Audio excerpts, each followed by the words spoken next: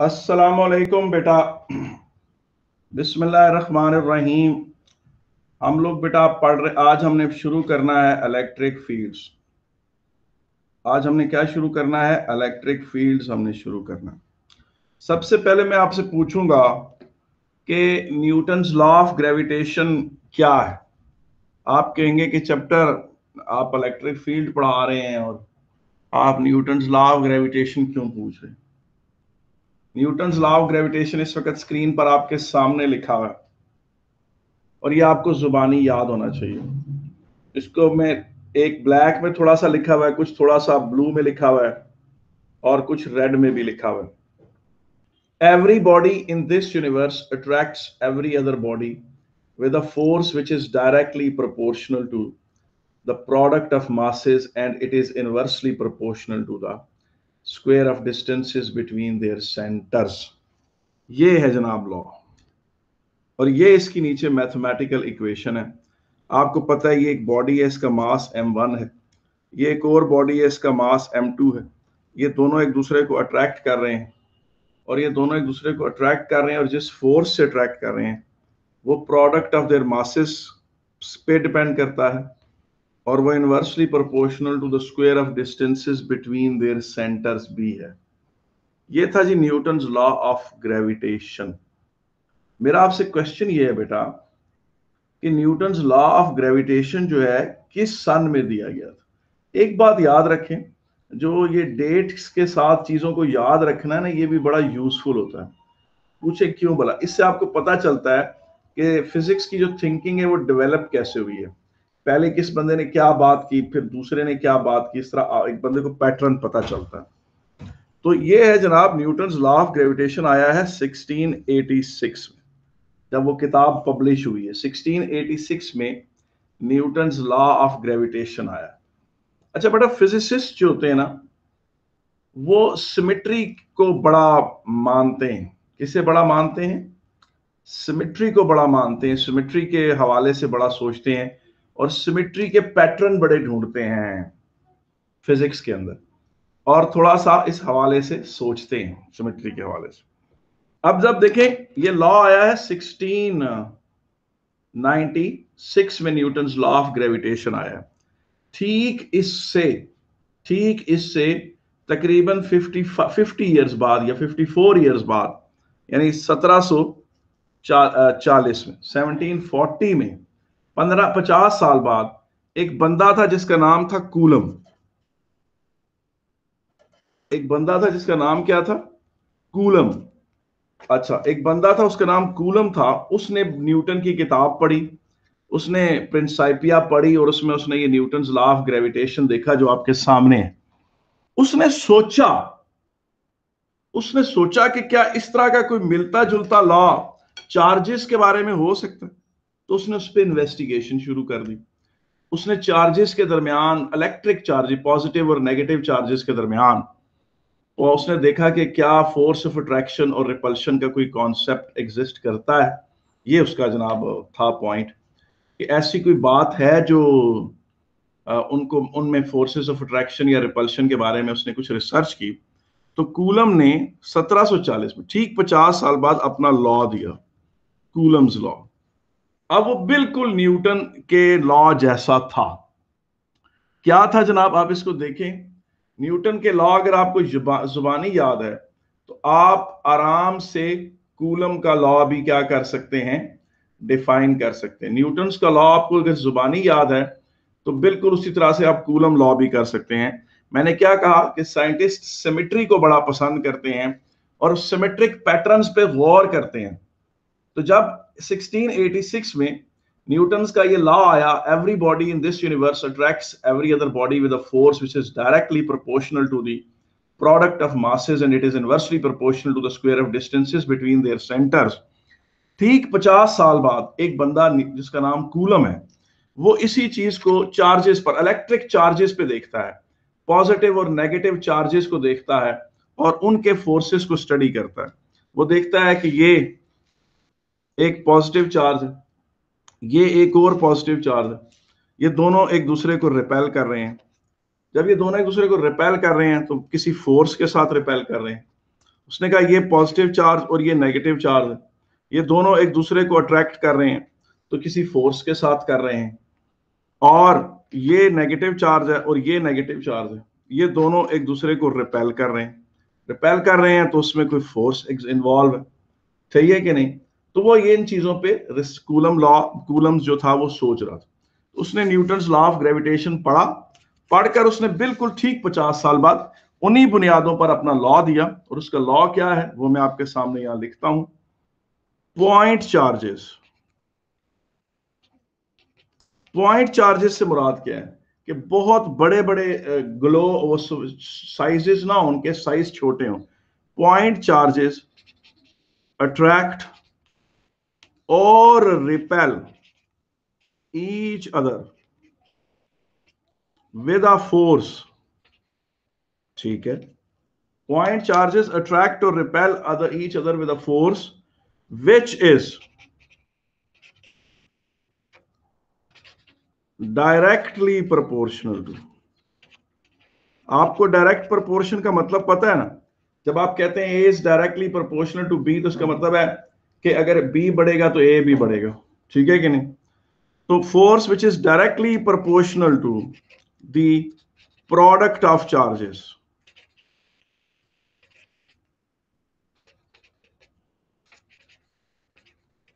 And it is inversely proportional to, हाँ अब inversely proportional किसके होगा? It is inversely proportional to, जी जी, इनवर्सली प्रोपोर्शनल टू क्या होगा? न्यूटन्स लॉ ऑफ ग्रेविटेशन उसके माइंड में था inversely proportional to the square of distances between them, या बिटवीन देयर सेंटर्स नहीं है, between them, inversely proportional to the square of distances between them.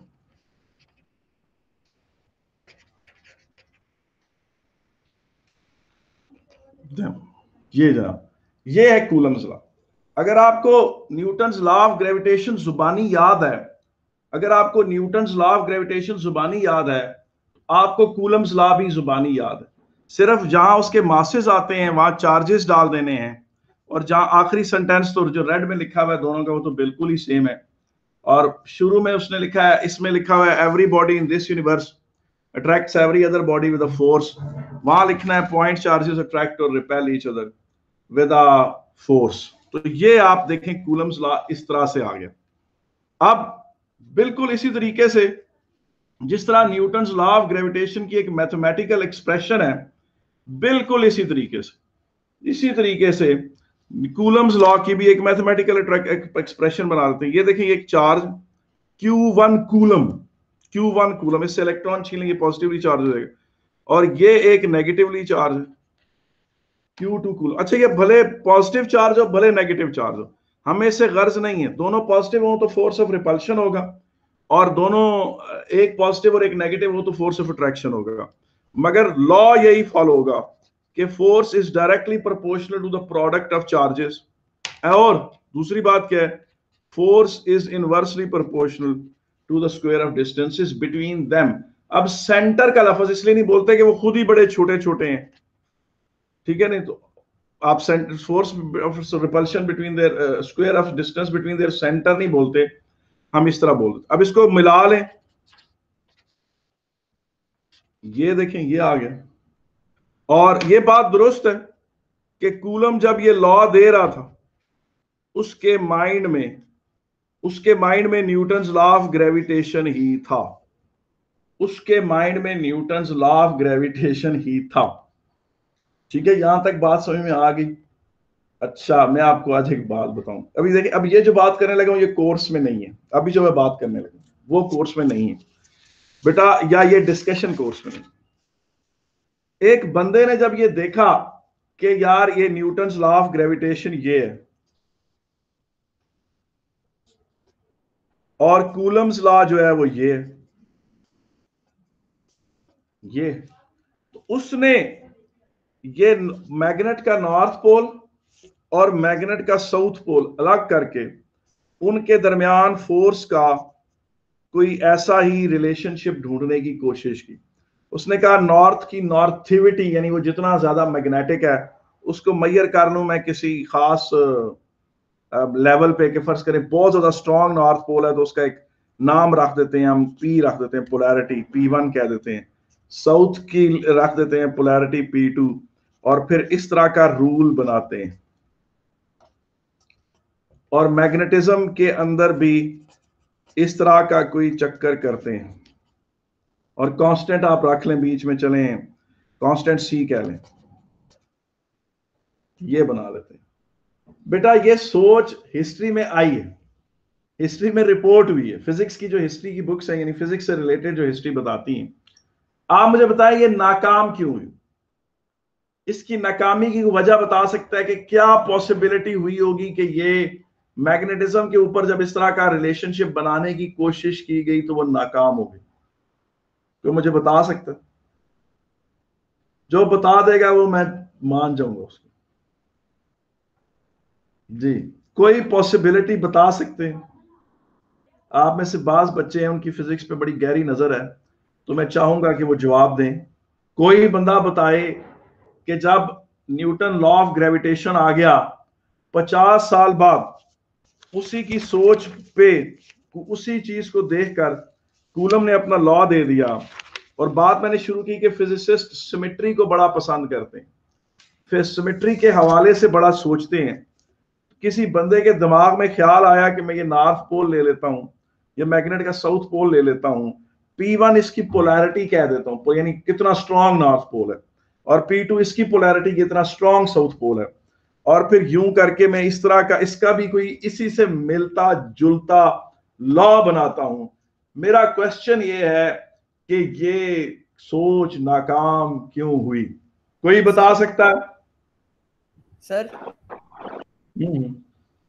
Sir magnet जो होता है उसके जो मतलब जितना स्ट्रॉन्ग होता है वो उसके मास पर डिपेंडेंट नहीं होता। तो मतलब अगर आप बड़ा मैग्नेट भी ले लें लेकिन उसका पोलैरिटी हल्की हो, लेकिन अगर छोटा मैग्नेट हो उसकी पोलैरिटी ज्यादा हो, इस वजह से। नहीं, पोलैरिटी तो आप मैयर कर सकते हैं ना, मास से हम नहीं रिलेट करें। पोलैरिटी चलो जो भी उसकी स्ट्रेंथ है वो तो मैयर कर सकते हैं। सर पोलैरिटी कहता है यूनिफॉर्म नहीं रहती तभी। लेट्स से कि हम उसको उसके एक नंबर उसका साइन तो कर सकते हैं पोलैरिटी के जी, कि फिलहाल इसके सेंटर में ये पोलैरिटी है। वैसे और कोई बंदा बात करना चाहे? नहीं राय, पॉइंट मासेस का कॉन्सेप्ट नहीं इसमें इन्वॉल्व। अब देखो हम मास को भी तो हम पॉइंट मास एज्यूम कर लेते हैं, चार्जेस को भी हम पॉइंट चार्जेस एज्यूम कर लेते हैं। ये एजम्पशन हम मैग्नेट्स पे भी लगा सकते थे कि पॉइंट, बेशक वो पॉइंट ना भी होते, हम पॉइंट मैग्नेट्स की एजम्पशन लगा लेते उन पे। ये हिस्ट्री में ये कोशिश नाकाम क्यों हुई? क्योंकि जब कूलम ने अपना लॉ दिया तो उसी तरह 1740 में उसका लॉ पब्लिश होता है, तो बाकी फिजिसिस्ट ने फौरन कहा कि जनाब हम भी को ट्राई मारते हैं मैग्नेटिज्म पे। मैग्नेट अजीब होता है, ये क्या आज आपने बात की है? बात आप क्या कह रहे हैं? मुझे समझ नहीं आई आपकी बात की। अजीब होता है इसलिए फेल हो गया इसका लॉ। यार इसका बड़ा सादा सा जवाब था, आप ओ लेवल में आपने पढ़ा हुआ, मैं आपको बता देता हूं। ये देखें, ये मैग्नेट है, ठीक है कि नहीं? जब इसको तोड़ते हैं मैग्नेट को, ये फर्ज करें आपने मैग्नेट को तोड़ दिया, ठीक है कि नहीं? तो इस जगह साउथ पोल बन गया, इस जगह नॉर्थ पोल बन गया, ठीक है? इसे फिर और तोड़ दें, ये इसका एंड हो गया नॉर्थ और ये साउथ। इसे तोड़ते तोड़ते एक एटम पर ले आए, उस एटम का भी एक नॉर्थ होता है और एक साउथ होता है, और नीचे ले आए एक इलेक्ट्रॉन पर ले आए, इलेक्ट्रॉन का भी एक नॉर्थ पोल होता है और एक साउथ पोल होता है। पता चला कि मैग्नेट होता ही डायपोल है, उसमें आइसोलेटेड नॉर्थ पोल का कॉन्सेप्ट ही कोई नहीं है। ऐसा नहीं है कि आप एक कोई नॉर्थ पोल आइसोलेट कर लें, या आइसोलेटेड साउथ पोल का कॉन्सेप्ट ही नहीं है। ये one of the main reason था डायपोल, जिसकी वजह से ये कोशिश नाकाम हुई। और इसके अलावा भी रीजंस हैं, मगर मैग्नेटिज्म कम से कम इस ब्रैकेट में फिट नहीं हो सका, ठीक है कि नहीं है? उसके लिए फिर थोड़े डिफरेंट रूल्स बने। ये जनाब आपके सामने आ गया, कूलम्स लॉ आपने पढ़ लिया। कूलम्स लॉ मैग्नेटिज्म किसी तरह तो रिलेट होता होगा ना इनसे? रिलेट हुआ है, लेकिन वो उस तर्ज पर उस सिमेट्री ब्रैकेट में नहीं आया जिस सिमेट्री ब्रैकेट में लोगों ने कोशिश की थी। यानी जब 1686 में न्यूटन लॉ ऑफ ग्रेविटेशन आया, तो ठीक उसके 40-50 साल बाद कूलम्स लॉ आया। कूलम ने एग्जैक्टली न्यूटन को के लॉ को देखकर अपना लॉ बनाया था। उसके फौरन बाद लोगों ने बड़ी ट्राइयां मारी कि जनाब हम भी कोई शॉट मार ले मैग्नेटिज्म में, फटाफट हमारा भी नाम हो जाए, लेकिन वो सारी कोशिश नाकाम हुई। वेबर वो बंदा था जिसने ये कहा कि अगर आप तोड़ते तोड़ते एक एटम तक भी आ जाएंगे तो उस एटम का भी एक एंड नॉर्थ पोल होगा और एक साउथ पोल होगा, और इवन आप उससे भी तोड़कर नीचे एक इलेक्ट्रॉन तक आ जाएं तो इलेक्ट्रॉन का भी एक नॉर्थ पोल होगा और एक साउथ पोल होगा। और मैग्नेटिज्म होता ही डायपोल कॉन्सेप्ट के साथ है। इसमें isolated north pole, isolated south pole, और फिर उनकी पोलैरिटियां नहीं देखी जा सकती। अब आगे देखें, अगली जो बात मैंने आपसे करनी थी वो लिखते जाते हैं स्टेप वाइज। आप देखें सर, ये तो वैसे मेरी बात सही नहीं थी कि पोलैरिटी यूनिफॉर्म नहीं होती इसमें तभी। आपने क्या कहा, क्या था, आप दोबारा बोले, आपने क्या कहा था? सर मैंने बोला था कि वो मैग्नेट्स के अंदर पोलैरिटी जो होती है ना यूनिफॉर्म नहीं होती, तभी नहीं होता। अच्छा, आप ये कहना चाह रहे थे कि अकेला नॉर्थ पोल नहीं होता। अगर आप ये कहना चाह रहे थे कि अकेला नॉर्थ पोल या साउथ पोल नहीं, तो फिर सर जैसे कि डिफरेंट रीजन में पोलैरिटी सेम नहीं होती, लाइक हर जगह यूनिफॉर्म नहीं होती। नहीं, वो देखो, वो तो अगर फर्ज करो एक नॉर्थ पोल है, उसका एक पोर्शन स्ट्रांग है, एक पोर्शन वीक है, वो तो आप डील कर सकते हैं, आप एज्यूम कर सकते हैं उसको, उसकी एक जगह एक सेंटर बना सकते हैं कि चलो इस जगह इसकी ये पोलैरिटी ले लें। मगर जो मेन रीजन आपने देना था वो ये था कि मैग्नेट्स के पोल सेपरेट नहीं हो सकते, इम्पॉसिबल है। मैग्नेटिज्म है ही डायपोल के कॉन्सेप्ट के साथ, ये मेन रीजन आपने देना था। अच्छा देखें, अब आगे चलते हैं। न्यूटन, ये देखें, ग्रेविटेशन सिर्फ अट्रैक्टिव है, और जो ये इलेक्ट्रिक फोर्स है ये क्या है? हाँ, अच्छा बेटा, इलेक्ट्रिक फोर्स को कोलंबिक फोर्स भी कहते हैं, पता है आपको क्या कहते हैं? कोलंबिक फोर्स भी कहते हैं। इलेक्ट्रिक फोर्स को कोलंबिक फोर्स भी कहते हैं, और इसी को ही इलेक्ट्रोमैग्नेटिक फोर्स भी कहते हैं। इसको इलेक्ट्रिक, ये तीनों नाम एक ही चीज के, electric force, electrostatic force, coulombic force या इलेक्ट्रोमैग्नेटिक फोर्स, ये एक ही फोर्स के चार नाम है। इलेक्ट्रोस्टैटिक फोर्स, ये मैंने इसलिए बताया कि आप घबराएं नहीं इनसे। Electric force, coulombic force, electromagnetic force और इलेक्ट्रोस्टैटिक फोर्स, ये चारों एक के ही हैं। और ये आपको पता है अट्रैक्टिव भी है, और ये आपको पता है रिपल्सिव भी है। और इसमें इसके पैरेलल में यूनिट्स ऑफ जी देखें यहां दिए हुए हैं, तो के क्या यूनिट्स होंगे आप खुद देख लें। इस पे कांटा मार देता हूं ताकि आपको पता हो कि ये चीजें तो एग्जिस्ट नहीं करती थी। अब ये देखें, F is equal to KQ1 Q2 upon R square. तो इसमें K को सब्जेक्ट बना लें, FR square Q1 Q2, F की जगह पुट कर दें न्यूटन, R की जगह पुट कर दें मीटर स्क्वेयर, और कूलम इनटू कूलम, तो ये हो जाएगा newton metre square over coulomb square. तो ये बन गया जनाब, इधर से जी के यूनिट्स ये थे, newton metre square over KG square, तो के यूनिट्स क्या हो जाएंगे? Newton metre square over coulomb square. अब वैल्यू ऑफ जी क्या है वो दी हुई आपको, उसके पैरेलल के की वैल्यू क्या है? 9 × 10⁹ newton metre square over coulomb square. ये वैल्यू इसके सामने, ये देखें, जो जी की वैल्यू है उसके पैरेलल जो है वो क्या कहते हैं, के की वैल्यू ये दी हुई है, ठीक है कि नहीं? अब जी की डेफिनेशन क्या थी? G is a force of attraction between two unit masses placed unit distance apart. इधर देखें, इसके ये देखें, ये मास है 1 kg का, ये मास है 1 kg का, इनके दरमियान डिस्टेंस है 1 मीटर। अब इस पे देखें, ये फोर्स ऑफ अट्रैक्शन, आप न्यूटन्स लॉ ऑफ ग्रेविटेशन लगाएं आप,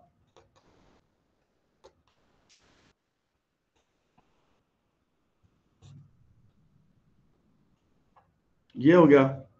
अब आप देखें यहां से जी की डेफिनेशन क्या बनी, G is a force of attraction between two masses of 1 kg placed 1 metre apart. यही लिखा हुआ है यहां पर, G is the force of attraction between two unit masses placed unit distance apart.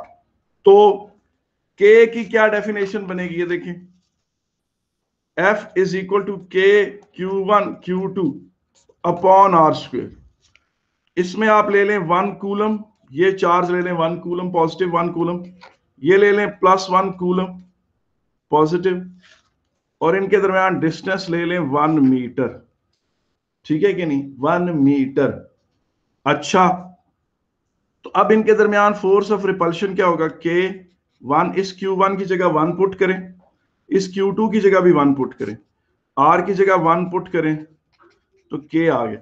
तो K क्या हुआ, force of repulsion between charges of 1 coulomb placed 1 metre apart. तो K की क्या डेफिनेशन बनी, यहां पर इसके सामने लेकर आए पैरेलल इसके साथ। देखिए आपने देखा ये चैप्टर कितना इंटरलिंक्ड है।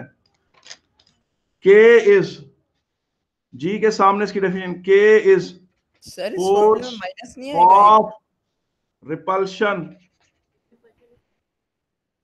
Between two unit positive charges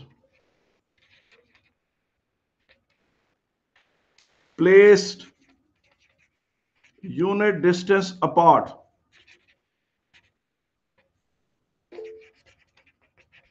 ठीक है। अच्छा, बात इस तरह से है कि बेटा जब हम रेफरेंस बनाते हैं ना तो हमेशा पॉजिटिव चार्ज के पॉइंट ऑफ व्यू से देखते हैं, फिलहाल उसमें फिर नेगेटिव चार्ज को फिलहाल लेकर नहीं आते। डेफिनेशंस जो हैं वो हमेशा पॉजिटिव चार्ज के पॉइंट ऑफ व्यू से बनेगी। स्टैंडर्डाइजेशन जो है जितनी भी की जाएगी वो पॉजिटिव यूनिट पॉजिटिव चार्ज के पर्सपेक्टिव से की जाएगी, नेगेटिव चार्ज के पर्सपेक्टिव से नहीं की जाएगी। ठीक है कि नहीं। अब आ जाए जनाब, हम आपको एक मजे की बात बताता हूं।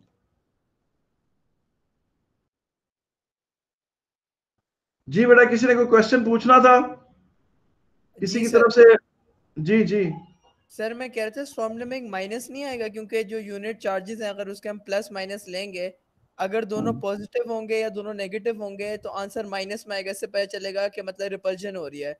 लेकिन अगर अनलाइक चार्जेस होंगे तो वो माइनस माइनस प्लस हो जाएगा, तो इससे शो होगा कि अच्छा, मतलब मैं सैफुल्लाह इसके बारे में बात करता हूं। एक मिनट, पहले मैं ये सातवां पॉइंट कवर कर लूं फिर बात करता हूं। अच्छा यार देखें, सातवां पॉइंट क्या है, ये देखें, G was measured by Lord Cavendish in 1798।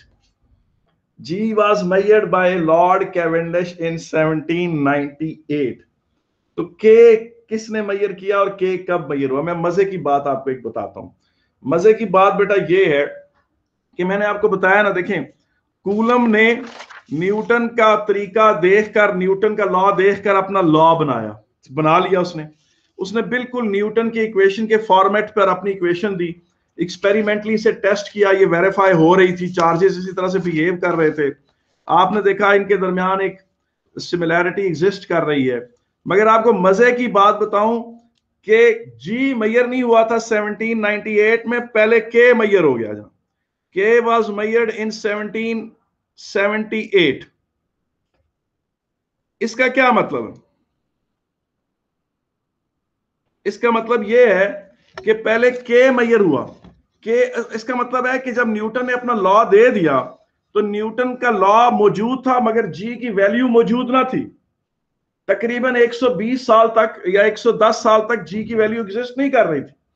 तो पता चला कि प्रिंसाइपिया की बुक पब्लिश होने के बाद तकरीबन 100 साल जो है वो ग्रेविटेशन में अगर कोई एडवांसमेंट हुई तो वो सिर्फ थ्योरेटिकल एडवांसमेंट थी, लोगों की प्रिडिक्शंस थी, कुछ भी और नहीं था। फिर क्या हुआ, फिर के मेजर हुआ 1776 में, 78 में कूलम का के मेजर हो गया, उसकी ये वैल्यू स्टैब्लिश हो गई।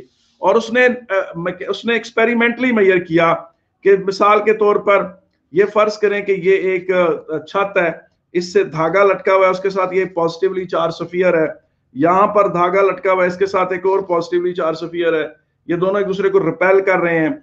फोर्स ऑफ रिपल्शन मेजर किया गया, इनका चार्ज मेजर किया गया, इनके दरमियान डिस्टेंस मेजर किया गया और के की वैल्यू स्टैब्लिश कर ली गई कि वो 9 × 10⁹ है।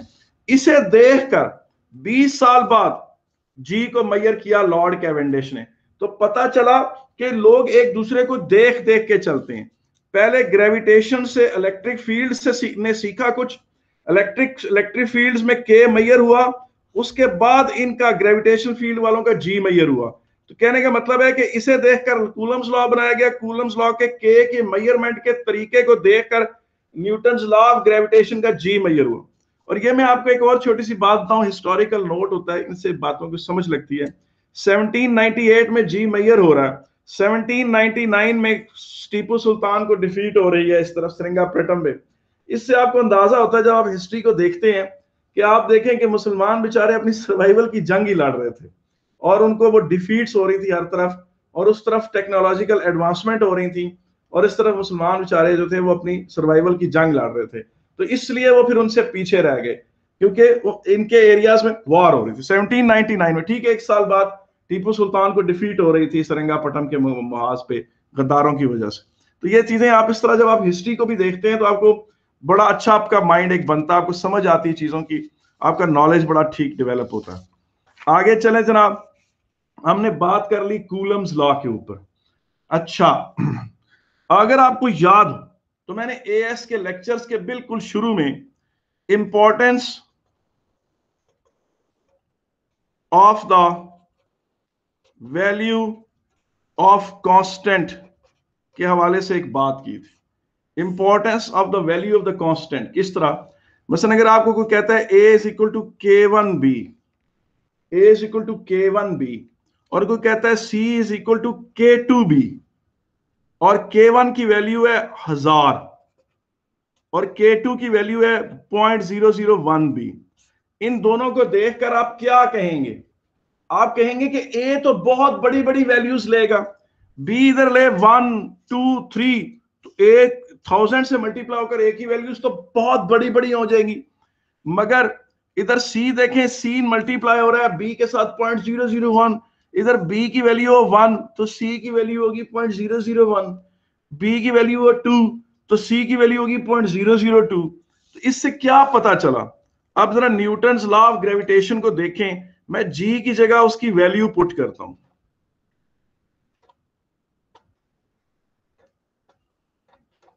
ये g की जगह मैं उसकी वैल्यू पुट करके यहां m1 m2 over r square लिखता हूं। ये देखिए, यहां वो जो फार्मूला था f is equal to G m1 m2 over r square, इसमें कैपिटल G की जगह मैंने इसकी रेड में ये वैल्यू लिख दी है।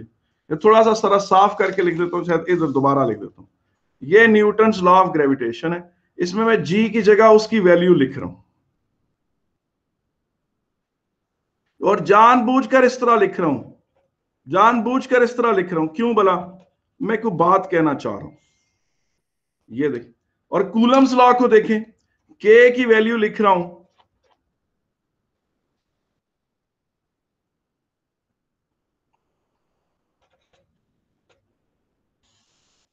ये इन दोनों को देख के क्या कंक्लूड करेंगे आप कि इलेक्ट्रिक फोर्स कैसा है, मैग्नीट्यूड में कैसा है, और ग्रेविटेशनल फोर्स कैसा है, मैग्नीट्यूड में कैसा है? क्या कमेंट देंगे आप इन दोनों के बारे में? ग्रेविटेशनल फील्ड के में जो कांस्टेंट अपीयर हो रहा है वो बड़ा छोटा है, और इलेक्ट्रिक फोर्स में जो कांस्टेंट अपीयर हो रहा है वो बहुत बड़ा है। जी क्या कहेंगे? अभी कौन कह रहा था?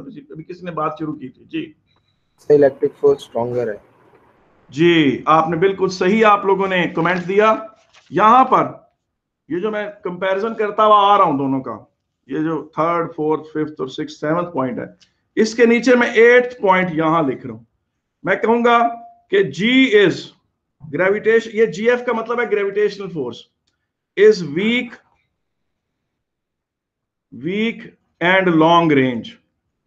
लॉन्ग रेंज क्यों? वो देखें मिलियन ऑफ किलोमीटर्स दूर सन है तो उधर से अर्थ को अट्रैक्ट कर रहा है। और इसके बारे में क्या कमेंट दूंगा? Very strong but short range, very strong but short range. आपको पता है सन स्लाइटली पॉजिटिवली चार्ज है, और आपको पता है planet earth slightly negatively charge है। पता है आपको ये बात? नहीं पता, मैं आज आपको बता रहा हूं। प्लेनेट अर्थ न्यूट्रल नहीं है, प्लेनेट अर्थ स्लाइटली नेगेटिव है। प्लेनेट अर्थ पे इलेक्ट्रॉनों की तादाद ज्यादा है, पॉजिटिव चार्ज की कम है स्लाइटली, और सन के इलेक्ट्रॉन उससे उसकी टेम्परेचर की वजह से भाग गए हैं थोड़े से, तो सन जो है स्लाइटली पॉजिटिव है। इन दोनों के दरमियान एक इलेक्ट्रिक फोर्स भी तो एग्जिस्ट कर सकता है, मगर कभी हमने इसके बारे में बात की नहीं की, तो करेंगे भी नहीं। क्यों? क्योंकि वो इतना सिग्निफिकेंट नहीं है, it's not of much importance, या वो कम से कम कोई बड़ा रोल नहीं प्ले कर रहा, ठीक है कि नहीं। अब आ जाए जनाब, हम अगली बात पे चलते हैं। वी डू अ न्यूमेरिकल, एक न्यूमेरिकल आपके सामने आता है, पेपर का क्वेश्चन है, मैंने नहीं किए बनाया ये क्वेश्चन, आप ये मत समझिएगा कि मैंने बनाया है, मेरा बिल्कुल नहीं है, पेपर का सवाल है, कैम्ब्रिज का अपना जाती नस्ली सवाल है। ये प्रोटॉन, ये एक और प्रोटॉन, इनके दरमियान डिस्टेंस आर नहीं दिया गया, नहीं दिया था। दोनों प्रोटॉनों का चार्ज आपको पता है सेम है, Q1 Q2 सेम है, और वो सिंबल E से रिप्रेजेंट होता है, वो 10⁻⁻19 कूलम, 1.6 × 10⁻⁻19 कूलम। दोनों का मास सेम है, 1.67 × 10⁻27 kg, ठीक है। K की वैल्यू भी आपको पता है, 9 × 10⁻9 है, newton metre square over coulomb square, और G की वैल्यू भी आपको पता है, 6.67 × 10⁻11 newton metre square over kg square, ठीक है कि नहीं। सर मैसेज कितनी जी, मास दिया हुआ ये Masses- 1.67 × 10⁻27 kg। ये आपको याद रखने की जरूरत नहीं है, ये आपका जो पेपर आपके पास आएगा ना, पेपर 4, उसके फ्रंट पहला पेज छोड़ के दूसरे पेज पे ये सारी वैल्यूज दी हुई होती है, दूसरे और तीसरे पेज पे फार्मूले और वैल्यूज ये दी हुई होंगी, आपको वैल्यूज हमेशा अवेलेबल होंगी। ये 1.6 × 10⁻19 भी लिखा हुआ होगा, और ये मास ऑफ प्रोटॉन भी लिखा हुआ होगा, 1.67 × 10⁻27 kg लिखा हुआ होगा। क्वेश्चन क्या है जनाब? क्वेश्चन ये है कि इन दोनों के दरमियान एक फोर्स ऑफ रिपल्शन है, इलेक्ट्रिक फोर्स ऑफ रिपल्शन है, ये दोनों एक दूसरे को रिपेल कर रहे हैं इस तरीके से, ठीक है कि नहीं, है मौजूद है।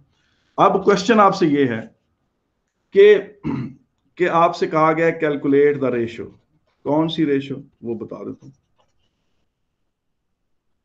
कि इन दोनों के दरमियान इलेक्ट्रिक फोर्स ऑफ रिपल्शन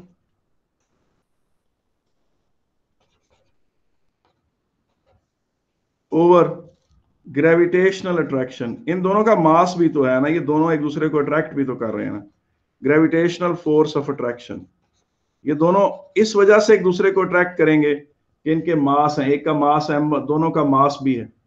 तो इलेक्ट्रिक फोर्स ऑफ रिपल्शन और gravitational force of repulsion attraction जो है ना, ये इन दोनों के दरमियान है जनाब, ठीक है कि नहीं है। तो इसको किस तरह से करेंगे वो देख लेते हैं जनाब। तो ये रेशो कैसे निकालेंगे, आप देखें दोनों के दरमियान जो फोर्स ऑफ रिपल्शन है वो है KQ1 Q2 over R square, और ग्रेविटेशनल फोर्स ऑफ अट्रैक्शन क्या है, GM1 M2 over R square, ठीक है कि नहीं। अब बाज बच्चे होते हैं, आपको R स्क्वायर से कट जाएगा, ठीक सर है कि के नहीं। Q square upon G M square होगा। जी बिल्कुल, आप सही पहुंच रहे हैं, KE ओवर GM और KE square over GM square. अच्छा, आपको बात, सादे भोले बच्चे कहते हैं सर आपने आर की वैल्यू तो दी ही नहीं। अब वो आर की वैल्यू में तो कट जाना है, पेपर में भी नहीं दी हुई थी, फिर मैं उन बच्चे सादे बच्चों को कहता हूँ अच्छा चलो यार 10 सेंटीमीटर ले लो डिस्टेंस आर, जब आर कट ही जाना है तो ये बच्चा देखेगा कि चीज पेपर में अवेलेबल नहीं है, जरूर वो कहीं ना कहीं कैंसल आउट हो रही होगी, ये भी समझ की बात होती। बंदा देख के हिसाब लगा लेता है कि जी एक चीज है नहीं है, पेपर में उसकी वैल्यू क्वेश्चन में दी, उसने कटना है कहीं ना कहीं से, वो हो जाना है, R स्क्वायर कट जाएगा दोनों का। अगर ये स्टेप ना समझ आए तो मैं समझा देता हूँ, KQ1 Q2 over R square divided by GM1 M2 over R square, ठीक है कि नहीं। इसको थोड़ा यहां नीट करके कर देता हूँ, KQ1 Q2 over R square divided by GM1 M2 over R square, और KQ1 Q2 over R square, जब ये मल्टीप्लीकेशन में कन्वर्ट होगा तो फ्रैक्शन उलट जाएगी, और ये R स्क्वायर से कैंसिल हो जाएगा, ठीक है। अब वैल्यूज प्लग इन करें,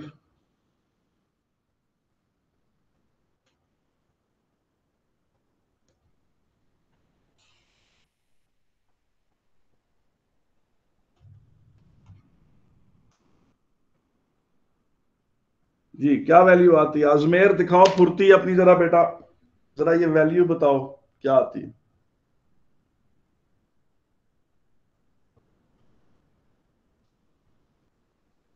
जी कोई बंदा प्लीज कैलकुलेशंस करके जरा मुझे बताए क्या वैल्यू आ रही है।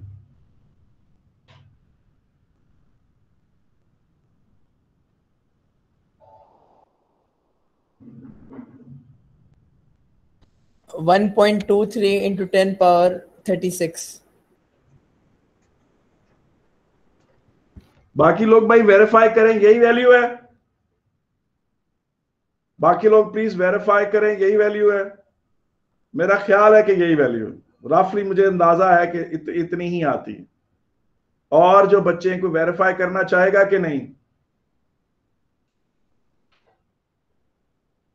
जी जी भाई किसी ने नहीं कैलकुलेशन की? चलो सर ठीक, डबल चेक कर लिया, यही है। शाबाश, ठीक है। यार इस पे कमेंट भी आता है, पेपर में आता है जी, कमेंट करो इस वैल्यू पे। कभी भी उन्होंने ये वैल्यू खाली नहीं कैलकुलेट कराई, कहते हैं जी कमेंट करो इस वैल्यू पे। पेपर में ये लाजमी सवाल आता है, calculate this value and comment on this value. क्या कमेंट है इसके ऊपर आपका? जी देखिए इलेक्ट्रिक फील्ड बहुत तेज, बहुत ज्यादा स्ट्रांग होती बहुत स्ट्रॉन्ग। अच्छा एक बात याद रखिए, मेरी बात सुने सुने, गौर से सुनने वाली बात है बेटा। 4 से 5 बड़ा है, 4 से 5 बड़ा है, मगर 10⁻⁴ से 10⁻⁵ 10 गुना ज्यादा बड़ा है। ठीक है कि नहीं? एक बात याद रखें, 10⁻⁴ 5 से बड़ा है, 5 से बड़ा है, मगर 10⁻⁴ और 10⁻⁵ में ये वाली जो क्वांटिटी है इससे 10 टाइम्स बड़ी है। इसका मतलब है कि जब 10⁻², 10⁻³ ऐसे वैल्यूज बड़ी हो रही हो तो वो बहुत ह्यूमंगसली बड़ी हो रही होती हैं। 10⁻36, इसका मतलब है कि इलेक्ट्रिक फोर्स बहुत ही स्ट्रांग है, ग्रेविटेशन फोर्स से at atomic level, atomic level पर। इसीलिए आपके जो केमिस्ट्री के सर हैं वो क्या करते हैं, कभी आपने केमिस्ट्री के सर से ये बात सुनी है कि फलां प्रोटॉन इलेक्ट्रॉन दूसरे को ग्रेविटेशनली अट्रैक्ट करता है? कभी भी नहीं सुनेंगे आप। कोई केमिस्ट्री का टीचर पूरी दुनिया में कभी भी अपनी किसी बात को एक्सप्लेन करते हुए आपको कभी ये नहीं कहेगा कि जी फलां प्रोटॉन ने फलां इलेक्ट्रॉन को ग्रेविटेशनली अट्रैक्ट किया। इस वो फोर्स ऑफ अट्रैक्शन वहां मौजूद है, मगर वो नेग्लिजिबल स्मॉल है। तो इसका मतलब है कि सारी जो एटॉमिक लेवल पर जितनी भी एक्सप्लेनेशंस हैं, जितनी भी बातें हैं, वो सारी की सारी जो हैं वो इलेक्ट्रिक फोर्स के हवाले से की जाती है। वो सारी की सारी किसके हवाले से की जाती हैं? इलेक्ट्रिक फोर्स के हवाले से की जाती। ठीक है कि नहीं? और अभी मुझे आप सिर्फ 1 मिनट की ब्रेक दें, आप जरा इसे देखें। मैं अभी आपके साथ आता हूं, 1 मिनट में आ रहा हूं।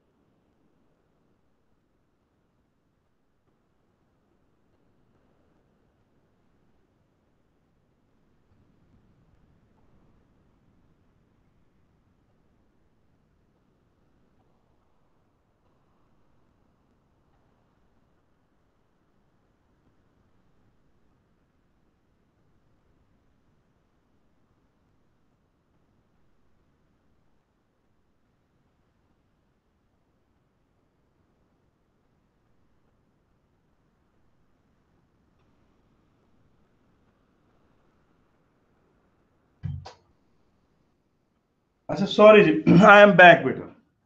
अच्छा जी, हम शुरू करते हैं अपनी बात को। बेटा आप आगे चलते हैं और आप मुझे बताएं कि आपने ग्रेविटेशनल फील्ड इंटेंसिटी पढ़ी थी। ग्रेविटेशनल फील्ड इंटेंसिटी याद है आपको कि नहीं? ग्रेविटेशनल फील्ड इंटेंसिटी की क्या डेफिनेशन थी जी? बेटा ग्रेविटेशनल फील्ड इंटेंसिटी की क्या डेफिनेशन थी? ये सामने लिखी हुई है, इसी को बोल दें। फोर्स डिवाइड पर यूनिट मास। हाँ, फोर्स पर यूनिट मास। 1 kg पे लगने वाला, बिल्कुल सही लिखा आपने मरियम, फोर्स पर यूनिट मास। दानियाल ने भी सही बताया है और ये यहाँ बिल्कुल ठीक है। अब ये चीज देखें, इसी के अच्छा ग्रेविटेशनल फील्ड इंटेंसिटी करती क्या है? छोटे जी से रिप्रेजेंट होती है, बताती है किसका फील्ड ज्यादा स्ट्रॉन्ग है, किसका फील्ड ज्यादा कमजोर। मिसाल के तौर पे आपको पता है आपको कि जी की वैल्यू जो है प्लेनेट अर्थ की सरफेस पे 9.81 न्यूटन पर केजी है, मून की सरफेस पे 1.6 न्यूटन पर केजी है, मार्स की सरफेस पे 3.4 न्यूटन पर केजी है।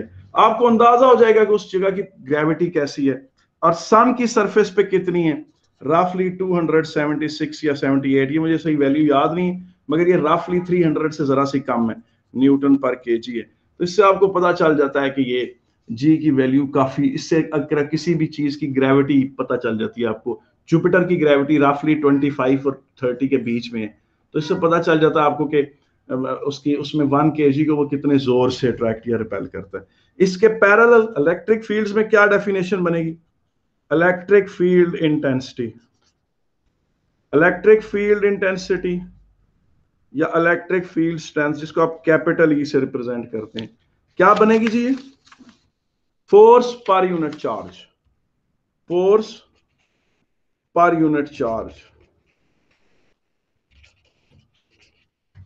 F over Q. और क्या है? न्यूटन पर कूलम में इसके यूनिट्स। और इलेक्ट्रिक फील्ड इंटेंसिटी आपने पहले पढ़ी हुई है एएस फिजिक्स में, अगर आपको याद हो तो आपको वो पता करें। वो जो ये पॉजिटिव प्लेट है, ये जनाब पॉजिटिव प्लेट है, ये नीचे नेगेटिव प्लेट है, और इस तरह से आपको पता है उनके बीच में एक इलेक्ट्रिक फील्ड इंटेंसिटी एग्जिस्ट करती थी, और वो इलेक्ट्रिक फील्ड इंटेंसिटी की आप ई मेजर करते थे, याद है आपको? और ई के यूनिट्स भी थे, कभी न्यूटन पर कूलम में मेजर कर लेते थे, कभी वोल्ट पर मीटर में मेजर कर लेते थे। एफ ओवर क्यू का E is equal to V upon D का सिंबल भी यूज करते थे, E is equal to F over Q का वैल्यू भी यूज करते थे, अगर आपको याद हो तो। बिल्कुल उसी तरीके से ये इलेक्ट्रिक फील्ड इंटेंसिटी, ठीक है कि नहीं? अच्छा जी, अब आप मुझे एक बात बताएं कि बिल्कुल इससे मिलता जुलता कोई उसका फार्मूला है? इससे मिलता जुलता भी उसका फार्मूला है, पूछें वो क्या? वो है,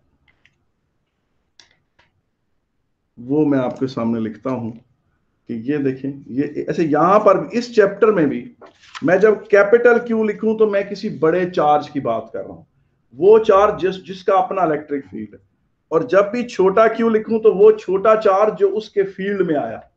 जैसे फर्ज करें कि आप क्या कहते हैं, एक मैसिव न्यूक्लियस है, ये यूरेनियम का न्यूक्लियस है, तो यूरेनियम के न्यूक्लियस को कैपिटल क्यू कह लें, और वहां कोई प्रोटॉन आ जाए बाहर से छोटा सा, प्रोटॉन यूरेनियम के न्यूक्लियस के सामने छोटा क्यू है, क्योंकि यूरेनियम 92 प्रोटॉन से बना हुआ है, तो उसका जो चार्ज होगा, उसका चार्ज 92 टाइम्स ज्यादा स्ट्रांग होगा एक प्रोटॉन से, उसका एक अपना बड़ा फील्ड है। अब ये यूरेनियम का न्यूक्लियस प्रोटॉन को रिपेल करता है, इधर क्यों आयो, आओ इधर से, फोर्स लगाता है उसके ऊपर। वो भी बेचारा इसके ऊपर फोर्स लगाता है, ऐसा नहीं कि नहीं लगाता, मगर उसके फोर्स की इसके ऊपर अहमियत कोई नहीं, क्योंकि इसका मास बहुत बड़ा है। तो वो प्रोटॉन की रिपल्शन से न्यूक्लियस इतनी दूर, यूरेनियम का न्यूक्लियस इतनी दूर मूव नहीं कर सकता, लेकिन यूरेनियम का न्यूक्लियस प्रोटॉन को धक्का दे सकता है। अब ये डिस्टेंस आर है, तो इन दोनों के दरमियान फोर्स ऑफ रिपल्शन क्या है? F is equal to K Q Q upon R square, ठीक है कि नहीं? तो क्या करें जनाब, इस छोटे क्यू को उठाकर इधर नीचे ले आते हैं, यहां मल्टीप्लाई हो रहा है, वहां आके डिवाइड करेगा। तो ये देखें, ये दोनों फार्मूले किसके हैं? कैपिटल ई के। कैपिटल ई क्या है? इलेक्ट्रिक फील्ड इंटेंसिटी, और फोर्स पर यूनिट चार्ज, और ये के क्यू ओवर आर स्क्वायर। के क्यू ओवर आर स्क्वायर अगर नोट करें, बिल्कुल इस फार्मूले से मैच कर रहा है, इसके कांस्टेंट की जगह उसका कांस्टेंट, कैपिटल एम जिसके फील्ड की बात हो रही है, कैपिटल क्यू जिसके फील्ड की बात हो रही है, ओवर आर स्क्वायर। या आप देख रहे हैं कि इतनी ज्यादा सिमिलैरिटी एग्जिस्ट कर रही है। और पेपर में ये क्वेश्चन आता है, write down all the similarities and differences between the electric fields and gravitational field. Similarities भी लिखनी होती हैं और ग्रेविटेशनल फील्ड में और डिफरेंसेस भी लिखने होते हैं। और सिमिलैरिटी पहली क्या है कि दोनों के इक्वेशन फॉर्मेट्स एक ही हैं, दोनों के सारे इक्वेशन फॉर्मेट्स क्या हैं, एक ही हैं। जिन इक्वेशंस के थ्रू ग्रेविटेशनल फील्ड को एक्सप्लेन किया गया है, उन्हीं इक्वेशंस के थ्रू, उन्हीं से मिलती जुलती इक्वेशंस के थ्रू इलेक्ट्रिक फील्ड सारा एक्सप्लेन हो जाता है। और उन्हीं इक्वेशंस के थ्रू जो प्रेडिक्शंस होती हैं वो सारी की सारी एक्सपेरिमेंटली वेरीफाई हुई हैं। इसका मतलब है कि हम हवाओं में तीर नहीं चला रहे थे। अगर हम हवाओं में तीर चला रहे होते तो हम इस तरह की कोई उल्टी सीधी थ्योरी मैग्नेटिज्म के बारे में भी बना लेते, लेकिन मैग्नेटिज्म से रिलेटेड हमारे सारे तजर्बे नाकाम हुए। कोशिश की हमने एक सिमेट्री क्रिएट कर लें, मगर हम नहीं सक्सेसफुल हुए उसमें, तो हम वहां नहीं कर सके। और हम इसी तरह की कोई थ्योरी जो है इससे मिलती जुलती न्यूक्लियर स्ट्रॉन्ग फोर्स की भी बना लेते, न्यूक्लियर वीक फोर्स की भी बना लेते, लेकिन हमें उसमें कामयाबी नहीं हुई। तो जनाब इसमें होगी, इसका मतलब है कि ये इनमें सिमेट्री एग्जिस्ट करती थी, नेचुरल सिमेट्री एग्जिस्ट करती थी। अच्छा जी, आगे हम बात करेंगे अपनी आखिरी बात, और उसके साथ ही फिर मैं अपनी गुफ्तगू को अपने इख्तितामी मराहिल की तरफ लेके चलता हूं। और वो बात क्या थी जी, वो मैं आपके सामने कर देता हूं। वो ये है कि जो कांस्टेंट के है ना, इसके ऊपर बड़ी इन्वेस्टिगेशन हुई। देखिए, वैसे आपको पता है F is equal to GM1M2 over R square, ठीक है कि नहीं। और इधर आपने लिखा जी K Q1 Q2 over R square, ठीक है कि नहीं। तो जी सिमेट्री एग्जिस्ट करती है, लेकिन ना इलेक्ट्रिसिटी से रिलेटेड एक कांस्टेंट और भी था। वो ये कांस्टेंट, ये देखें, ये एप्सिलॉन। ये क्या है? एप्सिलॉन वो ग्रीक लेटर है। जिस तरह अल्फा होता है, बीटा होता है, गैमा होता है, डेल्टा होता है, पाई होता है, ठीक है कि नहीं, फाई होता है, साई होता है, ईटा होता है, ठीक है कि नहीं। इसी तरह से एप्सिलॉन भी ग्रीक लेटर है। और उसके साथ यहाँ जीरो लगा दें तो एप्सिलॉन नॉट। इसमें नॉट से मुराद ये लगा हुआ जीरो है। जीरो क्यों लगाया? ताकि एप्सिलॉन का यूनिट बार बार इस्तेमाल हो सके। कोई एप्सिलॉन 1, एप्सिलॉन 2, एप्सिलॉन 3 और एप्सिलॉन नॉट। ये जनाब इलेक्ट्रिक लाइंस ऑफ फील्ड से रिलेटेड एक कांस्टेंट है। मैं इसकी डिस्कशन में नहीं पढ़ना चाहता। ये 8.85 इंटू 10⁻⁻12 फैरड पर मीटर है। फैरड क्यों है, मीटर क्यों है, मैं बहस ही नहीं मैं पढ़ना चाहता उसमें। I don't want to discuss it right now. लेकिन ये एप्सिलॉन एक यूनिट है। ये इलेक्ट्रिसिटी से रिलेटेड, इलेक्ट्रिक चार्जेस से रिलेटेड बेशुमार कांस्टेंट्स में अपीयर हो रहा था। तो उन्होंने कहा जी कि आपने ये न्यूटन्स लॉ ऑफ ग्रेविटेशन की के साथ सिमिलैरिटी क्रिएट करने के लिए के को डिफाइन तो कर दिया है, मगर क्या ये अच्छा होता कि आप के को ब्रेक डाउन करके उसको एप्सिलॉन नॉट में ले आते, क्योंकि एप्सिलॉन और इलेक्ट्रिक फील्ड के यूनिट्स में बहुत इस्तेमाल हो रहा है। तो उन्होंने इन्वेस्टिगेशन की तो पता चला कि के बेसिकली एप्सिलॉन से ये वाला रिलेशनशिप रखता था, के 1/4 पाई टाइम्स एप्सिलॉन नॉट। यहाँ पर आप बेशक वैल्यू पुट करें 4 पाई, इसकी वैल्यू पुट करें 8.85 इंटू 10⁻⁻12, तो यहाँ आपका आंसर आएगा 8.99 इंटू 10⁻⁹, जिसको आप अप्रोक्सीमेट करके लिखते हैं 10⁻9 newton metre square over coulomb. तो जो कूलम्स लॉ है, जो कूलम्स लॉ है, वो आपको बहुत सारी किताबों में ऐसे भी लिखा हुआ नजर आएगा। ये देखें, कांस्टेंट को ब्रेक कर कर एक और कांस्टेंट की शक्ल दी गई, और बाकी Q1 Q2 over R square ऐसे लिख दिए। कभी आप देखेंगे यहाँ कैपिटल Q1 Q2 लिखे होंगे, कभी यहाँ छोटा Q और जो छोटा Q लिखा होगा, कभी एक बड़ा Q और एक छोटा Q लिखा होगा। इससे कोई फर्क नहीं पड़ता, न्यूटन्स कूलम्स लॉ की उसमें कोई फर्क नहीं पड़ता। और उससे फिर वो जो इलेक्ट्रिक फील्ड इंटेंसिटी का यूनिट है के क्यू ओवर आर स्क्वायर जो आपने पढ़ा है, उसमें ये जो के है इसको आप जब स्प्लिट करते हैं तो आपको ये चीज ऐसे नजर आती है। ये क्या बनता है? Q over 4 pi epsilon naught R square. हमारी आज की गुफ्तगू जो है वो यहाँ इख्तिताम पजीर होती है। कल भी इंशाल्लाह 10 बजे मुलाकात होगी। तो मैं आपको बताऊं, चैप्टर ये कल भी खत्म हो सकता है, इतना छोटा चैप्टर है, इतना मसला नहीं है इसको खत्म करना। कहने को तो कल भी खत्म हो जाएगा, लेकिन मैंने इसकी प्रैक्टिस थोड़ी सी कराऊंगा। ठीक है, ओके बेटा, अल्लाह हाफिज।